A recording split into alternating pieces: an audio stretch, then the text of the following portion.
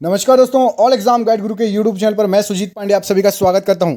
दोस्तों यहां पर आपके लिए 201 क्वेश्चन लेकर आ गए हैं, जीके के बहुत ही शानदार क्वेश्चन, बार बार आए हुए क्वेश्चन रिवीजन करवा रहे हैं हम आपका सुपर फास्ट स्पीड में। सोचिए, शुरुआत सुबह की इतनी अच्छी हो कि आपको 200 क्वेश्चन तुरंत याद करने मिल जाए तो क्या चाहिए। बिल्कुल सुनते जाइए, पूरे क्वेश्चन अच्छे से याद कर लीजिए। आपके लिए एक लाइन आपने पढ़ ली होगी, हो सकता है कि भाग मत मेहनत करने से या मेरे दोस्त, सिर्फ 1 साल की मेहनत तुम्हारी पूरी जिंदगी संवार देगी या फिर बिगाड़ देगी। ये दोनों चीजें आप पर निर्भर करती हैं, तो बिल्कुल नहीं भागिए, इस साल मेहनत कर लीजिए। पिछले 3 साल से एग्जाम नहीं हो रहे हैं, अब एग्जाम होंगे तो लाइन से होंगे, स्टेट लेवल के भी और सेंट्रल लेवल के। तो 1 साल बिल्कुल पूरी मेहनत कर दो। इसी के साथ वीडियो को लाइक कर दो, मैं आपको दोबारा नहीं बोलूंगा वीडियो को लाइक करने के लिए। सुपर फास्ट क्वेश्चन पढ़ेंगे, 200 क्वेश्चन, देखिए कितनी जल्दी आपको करा देता हूं मैं। पहला क्वेश्चन, इतिहास का पिता किसे कहा जाता है? तो हेरोडोटस को इतिहास का पिता कहा जाता है। सिंधु सभ्यता प्रसिद्ध थी किस लिए? तो सुनियोजित शहर हेतु प्रसिद्ध थी। सिंधु सभ्यता के लोगों का व्यवसाय क्या था प्रमुख? तो कृषि थी। सिंधु वासियों का मुख्य फसल कौन सा था? जौ और गेहूं थी। सिंधु सभ्यता का सर्वाधिक पूर्वी और सर्वाधिक पश्चिमी पुरास्थल कौन सा है? तो पूर्वी है आपका आलमगीरपुर मेरठ उत्तर प्रदेश, तथा पश्चिमी है सुत कांगेडोर बलूचिस्तान में।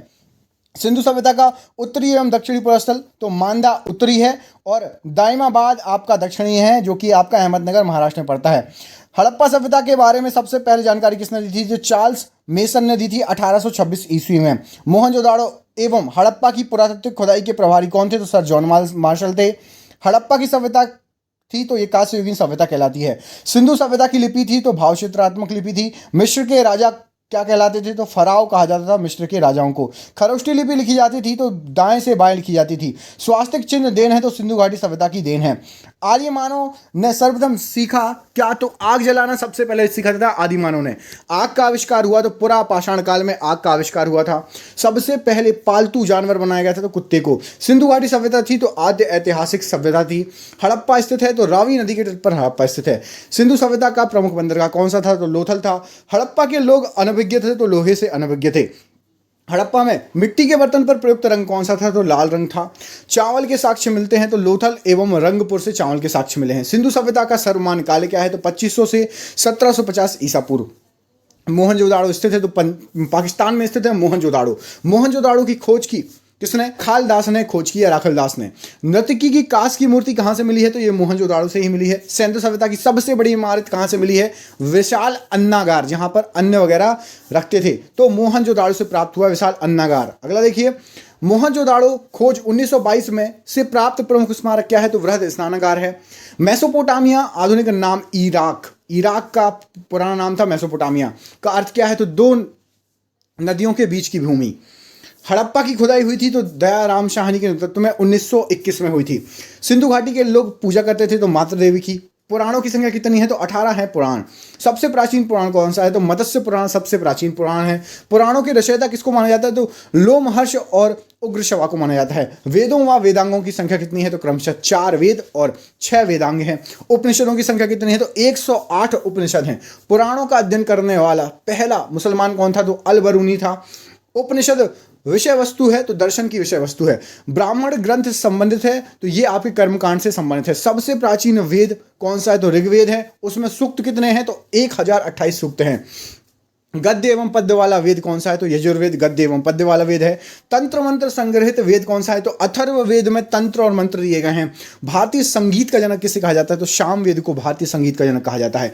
गायत्री मंत्र लिया गया है तो गायत्री मंत्र को ऋग्वेद से लिया गया है। गायत्री मंत्र के रचनाकार कौन है? तो विश्वामित्र गायत्री मंत्र के रचनाकार हैं। गायत्री मंत्र किसको समर्पित है? तो ये सावित्री और सूर्य देवता को समर्पित है। गोत्र शब्द मिलता है तो गोत्र शब्द का सबसे पहले अथर्ववेद में उल्लेख किया गया है। भागवत धर्म के प्रवर्तक थे तो कृष्ण भागवत धर्म के प्रवर्तक थे। भक्ति आंदोलन का प्रारंभ किसने किया था? तो अलवर के संतों ने किया था। आर्यों की जानकारी का स्रोत क्या है? तो ऋग्वेद से आर्यों की जानकारी मिलती है। ऋग्वेद में सर्वाधिक बार वर्णित नदी कौन सी है? तो सिंधु नदी सबसे ज्यादा बार वर्णित है ऋग्वेद में। ऋग्वेद में वर्णित सबसे पवित्र नदी कौन सी है? तो सरस्वती को सबसे पवित्र नदी कहा गया है ऋग्वेद में। ऋग्वेद में वर्णित प्रमुख देवता कौन से हैं? तो इंद्र, जिनका नाम पुरंदर भी यूज किया गया है। इतिहास का ये क्वेश्चन कई बार एग्जाम में है, पुरंदर किस देवता का नाम है? तो इंद्र। ऋग्वेद में सबसे बाद निर्मित मंडल कौन सा? 10वां मंडल सबसे बाद में निर्मित हुआ है। ऋग्वेद में पूर्णतः सोम को समर्पित मंडल कौन सा है? तो 9वां मंडल पूर्णतः सोम को समर्पित है ऋग्वेद में।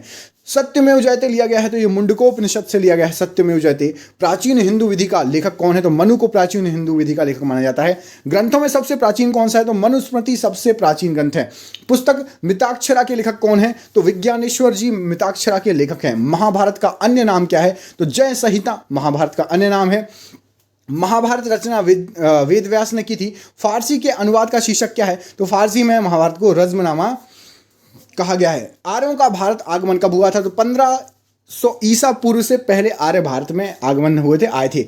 आर्य पहले बसे कहां पर? तो पंजाब एवं अफगानिस्तान में आर्य सबसे पहले आके बसे। ऋग्वैदिक आर्यों की भाषा क्या थी? तो संस्कृत ऋग्वैदिक आर्यों की भाषा थी। आर्य लोग भारत आए थे तो मध्य एशिया से आर्य लोग भारत आए थे।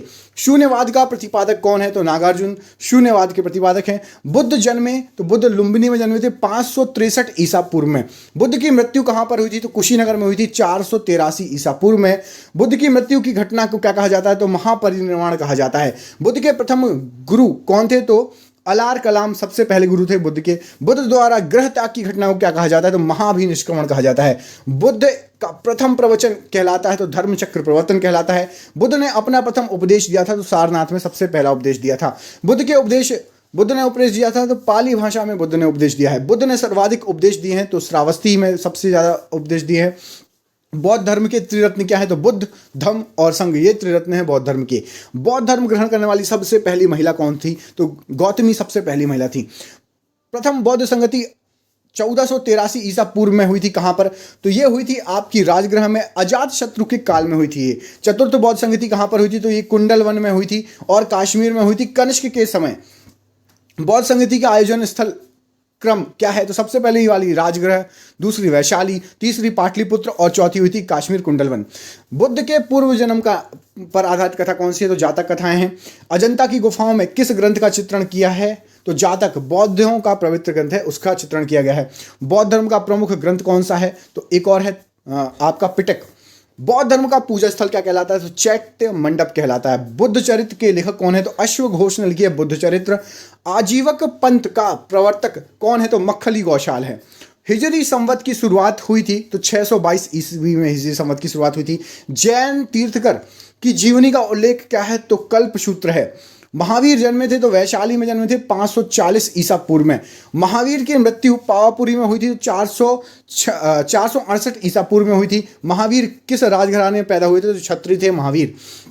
महावीर जी का प्रथम अनुयायी जमाली तो वो उनका दामाद था। महावीर और बुद्ध दोनों ने उपदेश दिया था कि मगध नरेश बिंबिसार के शासनकाल में दोनों ने उपदेश दिया था, याद रखिएगा। जैन धर्म के त्रिरत्न क्या है? तो सम्यक दर्शन, सम्यक ज्ञान और सम्यक आचरण। जैन धर्म के दो संप्रदाय कौन से हैं? तो श्वेतांबर और दिगंबर, ये दो संप्रदाय हैं। जैन धर्म का चरम लक्ष्य क्या है? तो मोक्ष चरम लक्ष्य जैन धर्म का। प्रथम जैन सभा 322 ईसा पूर्व में हुई थी। कहां पर? तो ये पाटलिपुत्र चंद्रगुप्त मौर्य के समय में हुई थी। दूसरी जैन सभा कहां पर हुई थी? तो 512 ईस्वी में वल्लभी के समय देवर्ती क्षमा श्रवण की अध्यक्षता में हुई थी। जैन साहित्य को क्या कहा जाता है? तो आगम कहा जाता है। ईसा मसीह का जन्म कब हुआ था? तो 4 ईसा पूर्व बेलथेहम में हुआ था। ईसा मसीह को सूली पर चढ़ाया गया था कब? तो 33 ईस्वी में शुक्रवार को रोमन गवर्नर पोंटियस द्वारा चढ़ाया गया था। मगध की राजधानी थी तो मगध की राजधानी आपकी गिरिब्रज राजगृह। 16 महाजनपदों की सूची उपलब्ध है तो ये अगंतुर निकाय में 16 महाजनपदों के बारे में उल्लेख किया गया है। शिशुनाग वंश का संस्थापक कौन था? तो शिशुनाग वंश का संस्थापक था। पाटलिपुत्र की स्थापना किसने की थी? तो उदयन ने पाटलिपुत्र की स्थापना की थी। पाटलिपुत्र बसा है तो गंगा सोन के संगम पर बसा है। हर्यक वंश का संस्थापक था तो बिंबिसार था। अमित्र घात के रूप में प्रसिद्ध था तो बिंदुसार को अमित्र घात कहा जाता था। जनपद अवंती की राजधानी क्या थी? तो उज्जैन जनपद अवंती की राजधानी थी। नंद वंश का अंतिम शासक कौन था? तो धनानंद नंद वंश का अंतिम शासक था। भारत पर सर्वप्रथम आक्रमण किसने किया था? तो ईरान ने सबसे पहले भारत पर आक्रमण किया था। भारत पर आक्रमण 326 ईसा पूर्व करने वाला पहला विदेशी शासक कौन था? सिकंदर ने सबसे पहले आक्रमण किया था। सिकंदर और पोरस के बीच का युद्ध क्या कहलाता है? तो हाई डेस्पीज या वितस्ता का युद्ध कहलाता है, सिकंदर पोरस का युद्ध। सिकंदर की मृत्यु कब हुई थी? 323 ईसा पूर्व में बेबीलोन में मृत्यु हुई थी। मौर्य वंश का संस्थापक कौन था? तो चंद्रगुप्त मौर्य मौर्य वंश का संस्थापक था। मौर्य वंश की जानकारी मिलती है तो विष्णु पुराण से मौर्य वंश की जानकारी मिलती है। सुदर्शन झील का निर्माण हुआ था तो चंद्रगुप्त मौर्य ने इसका निर्माण कराया था। चंद्रगुप्त अनुयायी था तो जैन धर्म का अनुयायी था चंद्रगुप्त। चंद्रगुप्त मौर्य के गुरु और महामंत्री कौन थे? चाणक्य थे। भारत का मैकियावेली कहा जाता है, तो चाणक्य को भारत का मैकियावेली कहा जाता है। चाणक्य जो कि विष्णुगुप्त या कौटिल्य नाम से भी फेमस थे, रचित अर्थशास्त्र पुस्तक किसके ऊपर है? तो प्रशासन के ऊपर है अर्थशास्त्र पुस्तक। चंद्रगुप्त ने जैन धर्म की शिक्षा ली थी, तो भद्रबाहु से जैन धर्म की शिक्षा ली थी। चंद्रगुप्त मौर्य के दरबार में आने वाला प्रसिद्ध यूनानी कौन था? तो मेगास्थनीज, जिसकी पुस्तक है जो पूछी जाती है एग्जाम में, इंडिका नाम की पुस्तक लिखी है। चंद्रगुप्त मौर्य की मृत्यु कब हुई थी? तो 298 ईसा पूर्व में श्रवणबेलगोला कर्नाटक में उपवास के द्वारा हुई थी। अपने जीवन के अंतिम दिनों में जैन धर्म को अपनाया था, तो चंद्रगुप्त मौर्य ने अपनाया था। इसका उन्होंने किस में उल्लेख है? तो शिलालेख का प्रचलन प्रारंभ किया। हाँ, ये अलग अलग क्वेश्चन है। अपने जीवन के अंतिम दिनों में जैन धर्म को अपनाया था, चंद्रगुप्त मौर्य ने अपनाया था। और शिलालेखों का प्रचलन प्रारंभ किसने किया था? तो अशोक ने शिलालेखों का प्रचलन प्रारंभ किया था। अशोक ने धम्म स्वीकार किया था, तो कलिंग युद्ध 261 ईसा पूर्व के बाद। अशोक ने बौद्ध धर्म के प्रचार के लिए श्रीलंका किसको भेजा था? तो महेंद्र और संघमित्रा को श्रीलंका भेजा था। अशोक का राज्याभिषेक हुआ था, तो 269 ईसा पूर्व में अशोक का राज्याभिषेक हुआ था। अशोक का सबसे लंबा स्तंभ कौन सा है? तो 7वां स्तंभ अशोक का सबसे लंबा स्तंभ है। अशोक का नाम अशोक है, तो मास्की आंध्र प्रदेश व गुर्जरा मध्य प्रदेश के अभिलेख में। अशोक ने स्वयं को मगध का सम्राट बताया, तो ये भ्राम्बू स्तंभलेख जो कि जयपुर में है, बैराट राजस्थान में, उसमें बताया है। कलिंग युद्ध की विजय तथा क्षतियों का वर्णन मिलता है तो अशोक के शिलालेख नंबर 13 से। सांची का स्तूप बनवाया था, तो अशोक ने बनवाया था। श्रीनगर की स्थापना किसने की थी? तो अशोक ने ही श्रीनगर की स्थापना की थी। अशोक के अभिलेखों की खोज 1750 ईसा में सर्वप्रथम किया था, तो टी फैंथलर ने सबसे पहले की थी। अशोक के अभिलेखों को सर्वप्रथम पढ़ा था जेम्स प्रिंसेप ने 1837 ईस्वी में। मोस्ट आईएमपी क्वेश्चन कई बार पूछा है कि अशोक के अभिलेखों को सबसे पहले किसने पढ़ा था? जेम्स प्रिंसेप, नाम याद रखना। अशोक की मृत्यु कब हुई थी? तो 232 ईसा पूर्व में अशोक की मृत्यु हुई थी। हरिशेन का इलाहाबाद प्रशस्ति लेख जानकारी देता है, तो ये समुद्रगुप्त के बारे में जानकारी देता है। मौर्य वंश का अंतिम शासक कौन था? तो बृहदत्त था। शुंग वंश की नींव किसने डाली थी? तो पुष्यमित्र शुंग ने शुंग वंश की नींव डाली थी। भरहुत स्तूप का निर्माण करता कौन है? तो पुष्यमित्र शुंग ने भरहुत स्तूप का निर्माण कराया है। शुंग वंश का अंतिम शासक था तो देवभूति। भारतीय सीमा में प्रवेश करने वाला प्रथम यवन शासक कौन था? तो डेमेट्रियस प्रथम सबसे पहले आया था, यवन शासक था। डेमेट्रियस को पराजित किया था तो पुष्यमित्र शुंग ने पराजित किया था। पुष्यमित्र शुंग ने अश्वमेध यज्ञ कराया, कितनी बार? तो 2 बार कराया है। सातवाहन वंश की स्थापना किसने की थी? तो सिमुख ने सातवाहन वंश की स्थापना की थी। 10 राज युद्ध, मतलब 10 राजाओं का युद्ध लड़ा गया था, तो ये परुष्णी रावी नदी के तट पर लड़ा गया था। भारत में सर्वप्रथम सोने के सिक्के किसने चलाए थे? तो हिंद यूनानियों ने सबसे पहले चलाए थे। शुद्ध सोने के सिक्के किसने चलाए थे? कुषाणों ने शुद्ध सोने के सिक्के चलाए थे। सर्वाधिक स्वर्ण मुद्राएं जारी कब हुई थी? तो गुप्त काल में सबसे ज्यादा स्वर्ण मुद्राएं जारी हुई थी। सीसा का सिक्का किसने चलाया था? सातवाहनों ने सीसा का सिक्का चलवाया था। चांदी का सिक्का सर्वप्रथम किसने चलवाया था? तो चंद्रगुप्त द्वितीय विक्रमादित्य ने चांदी का सिक्का चलवाया था। रुपये का सिक्का भारत में पहली बार ढाला गया था, तो शेरशाह सूरी के काल में ढाला गया था। आना का सिक्का चलाया था, तो आना चलाया था शाहजहां ने। कुषाण वंश का संस्थापक कौन था? तो कुजुल कटफिसिस कुषाण वंश का शासक था। बुद्ध की खड़ी प्रतिमा बनी थी सबसे पहले, तो कुषाण काल में बनी थी। कुषाण वंश का प्रसिद्ध शासक था, तो कनिष्क कुषाण वंश का सबसे प्रसिद्ध शासक था। कनिष्क की पहली राजधानी क्या थी? तो पुरुषपुर कनिष्क की सबसे पहली राजधानी थी। कनिष्क की दूसरी राजधानी क्या बनाई थी? तो मथुरा को दूसरी राजधानी बनाया था कनिष्क ने। शक संवत चलाया था, तो कनिष्क ने चलाया था, और 78 ईस्वी में चलाया था। मोस्ट इंपॉर्टेंट क्वेश्चन कई बार एग्जाम में पूछा गया शक संवत को लेके। मूर्तियों का निर्माण हुआ था, तो कुषाण काल में मूर्तियों का निर्माण हुआ था। मंदिर का निर्माण हुआ था, तो गुप्त काल में मंदिर का निर्माण हुआ था। श्री गुप्त वंश का शासक था। मंदिर निर्माण कला में विमान शैली का प्रचलन हुआ था, तो चोल वंश के शासनकाल में विमान शैली आई थी। दशमलव प्रणाली का जन्म कब हुआ था? तो गुप्त काल में दशमलव प्रणाली का जन्म हुआ था। राष्ट्रीय पंचांग आधारित है, तो शक संवत पर आधारित है। चरक एक आयुर्वेद के जनक माना जाता है चरक को। सिल्क मार्ग को आरंभ किया था, तो कनिष्क ने सिल्क मार्ग को आरंभ किया था। कुषाण वंश का अंतिम शासक कौन बचा था? तो वसुदेव था कुषाण वंश का अंतिम शासक। गुप्त वंश की जानकारी मिलती है, तो वायु पुराण में गुप्त वंश के बारे में जिक्र किया गया है। समुद्रगुप्त को भारत का नेपोलियन किसने कहा था? तो विंसेंट ऑर्थर स्मिथ ने भारत का नेपोलियन कहा था समुद्रगुप्त को। सिक्कों पर वीणा बजाते हुए स्थित किसकी फोटो है? तो समुद्रगुप्त की है। भारत का बिस्मार्क है तो वल्लभ भाई पटेल को भारत का बिस्मार्क कहा जाता है। भारत का आइंस्टाइन कहा जाता है तो नागार्जुन को भारत का आइंस्टाइन कहा जाता है। भारत का मिल्टन कौन है तो अशोक घोष को भारत का मिल्टन कहा जाता है। ईरान का नेपोलियन कौन है तो नादिर शाह को ईरान का नेपोलियन कहा जाता है। समुद्रगुप्त का दरबारी कवि था तो हरिशरण समुद्रगुप्त का दरबारी कवि था। प्रसिद्ध चीनी बौद्ध यात्री फायांग आया था तो चंद्रगुप्त द्वितीय के काल में आया था, 5वीं शताब्दी की यह बात है। चंद्रगुप्त द्वितीय विक्रमादित्य ने अपनी दूसरी राजधानी किसको बनाया था तो उज्जैन को दूसरी राजधानी बनाया था। विक्रम संवत प्रारंभ हुआ था तो 58 ईसा पूर्व से विक्रम संवत प्रारंभ हुआ। गुप्तकालीन रजत एवं स्वर्ण मुद्राओं का नाम क्रमशः क्या है तो रजत मुद्राएं थी रुपक और स्वर्ण मुद्राएं थी दीनार। नालंदा विश्वविद्यालय का संस्थापक कौन था तो कुमारगुप्त था। नालंदा विश्वविद्यालय को ध्वस्त किया तो बख्तियार खिलजी ने, मोहम्मद गौरी का सेनापति था जो कि। विक्रमशिला विश्वविद्यालय की स्थापना की थी तो धर्मपाल ने 770 से 810 ईस्वी की बात है।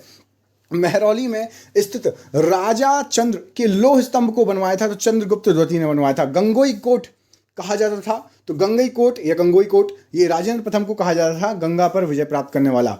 गुप्त काल की राजकीय भाषा थी तो संस्कृत थी। भारतीय इतिहास का स्वर्ण युग कहा जाता था तो गुप्त काल को। गुप्त वंश का अंतिम शासक कौन था तो विष्णुगुप्त था। वर्धन साम्राज्य का संस्थापक कौन था तो पुष्यभूति था। पुष्यभूति वंश का संस्थापक कौन था तो नरवर्धन था। हर्षवर्धन ने अपनी राजधानी थानेश्वर से कहाँ स्थापित कर ली थी तो कन्नौज स्थापित कर ली थी। भूमि देने की सामंती प्रथा को प्रारंभ किया था तो हर्षवर्धन ने। चीनी यात्री हेनसंग किसके शासनकाल में भारत आया था तो हर्षवर्धन के शासनकाल में 606 से लेकर 647 ईस्वी में। हेनसांग द्वारा लिखित पुस्तक है तो CU की हेनसांग ने लिखी है पुस्तक। यात्रियों में राजकुमार कहा जाता था तो हेनसांग को यात्रियों में राजकुमार कहा जाता था। नीति का पंडित और शाक्य मुनि किसे कहा जाता था तो हेनसांग को कहा जाता था। हर्षवर्धन का दरबारी कवि कौन था तो बाणभट्ट था। पुलकेशिन द्वितीय ने हर्षवर्धन को 334 ईसा में पराजित किया। कहाँ पर तो नर्मदा नदी के तट पर हराया था। हर्षवर्धन प्रत्येक 5 वर्ष बाद धार्मिक सम्मेलन करता था तो प्रयाग में करता था। हर्षवर्धन के भू राजस्व का दर क्या था 1/6 भू राजस्व दर वसूलता था। पल्लव वंश का संस्थापक कौन था तो सिंह विष्णु था। पल्लवों की राजधानी क्या थी तो कांचीपुरम तमिलनाडु। और ये आज का आखिरी क्वेश्चन, नटराज की मूर्तियां हैं तो ये चोल काल की है नटराज की मूर्ति। चलिए दोस्तों, सुपर फास्ट मुझे नहीं लगता कि इतनी जल्दी इतने सारे क्वेश्चन और इतने अच्छे सिलेक्टेड क्वेश्चन आपको कोई भी कराता होगा। यदि आपको ऐसे ही वीडियो चाहिए तो कमेंट में पार्ट 2 लिख दो, पार्ट 2 इसका आपको मिल जाएगा 200 क्वेश्चन का सुपर फास्ट। ऐसे ही प्लीज़ वीडियो को लाइक कीजिए, शेयर कीजिए, दोस्तों को भेजिए, चैनल पर नए चैनल को सब्सक्राइब कर लीजिए, आग लगा दीजिए, वीडियो को शेयर कर दीजिए। यदि आपको ऐसे ही रिवीजन करना है कम समय में, बिल्कुल सुबह उठो और 200 क्वेश्चन मिल जाएंगे। लेकिन प्लीज़ वीडियो को भेजना है आपको, जितने ज़्यादा से ज़्यादा लोगों को भेजो, जितना ज़्यादा शेयर करो। आपसे बस यही उम्मीद है। मिलते हैं अगले वीडियो में, तब तक अपना ख्याल रखिए। आप सभी का बहुत बहुत धन्यवाद दोस्तों। आपका दिन शुभ हो। बहुत बहुत धन्यवाद।